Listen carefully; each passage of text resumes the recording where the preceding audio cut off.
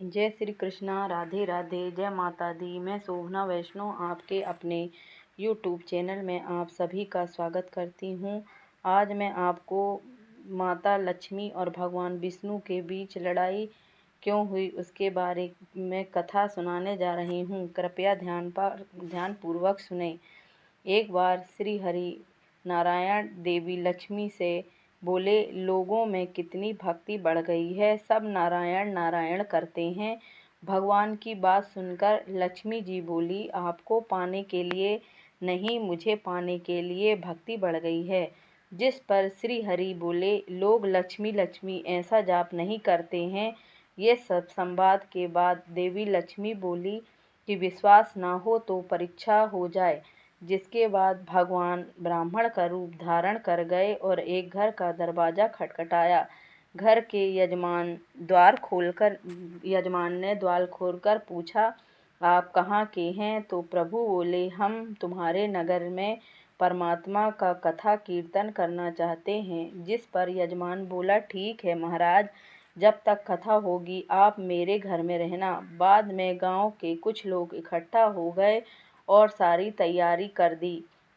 पहले दिन कुछ लोग आए, अब प्रभु स्वयं कथा कह रहे थे तो संगत बढ़ी। दूसरे और तीसरे दिन और भी भीड़ हो गई। विष्णु जी खुश हो गए कि कितनी भक्ति है लोगों के भीतर। उधर लक्ष्मी जी ने सोचा कि अब देखा जाए कि क्या चल रहा है। तब देवी ने बूढ़ी माता का रूप लिया और उस नगर में पहुंची जहां एक महिला ताला बंद करके कथा में जा रही थी।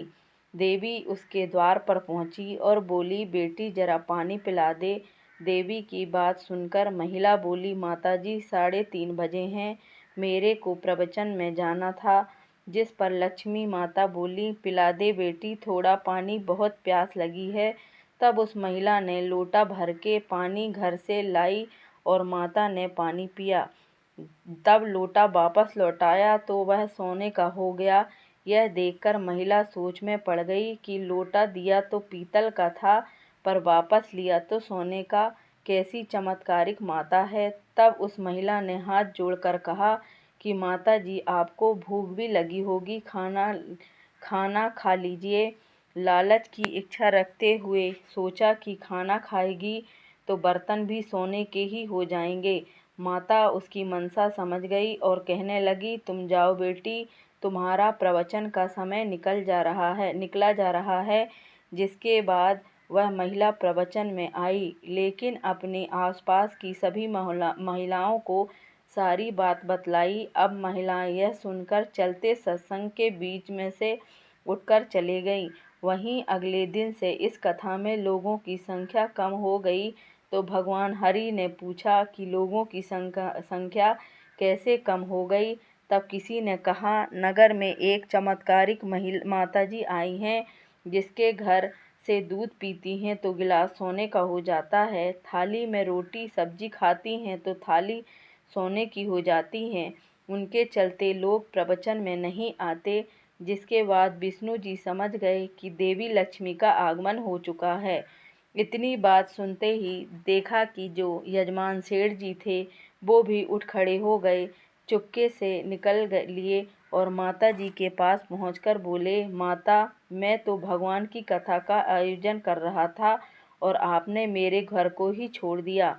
देवी बोली, तुम्हारे घर तो मैं सबसे पहले आने वाली थी, लेकिन तुमने अपने घर में जिस कथाकार को ठहराया है ना वो चला जाए तभी तो मैं आऊं। सेठ जी बोले, बस इतनी सी बात, उन्हें अभी धर्मशाला में कमरा दिलवा देता हूँ।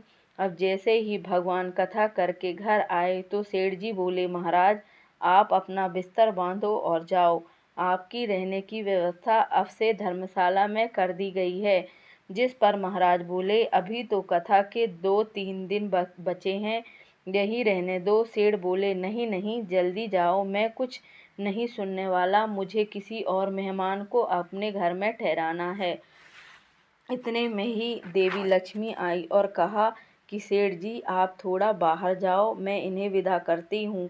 माता लक्ष्मी जी भगवान से बोली, प्रभु अब तो मान गए। देवी की बात सुनकर विष्णु जी बोले, हाँ लक्ष्मी, तुम्हारा प्रभाव दिखाई देता है। लेकिन एक बात यह देखी गई, तुम वहाँ जाती हो जहाँ संत धार्मिक अनुष्ठान करते हैं और साफ तरह से कमाई करने वाले लोग रहते हैं।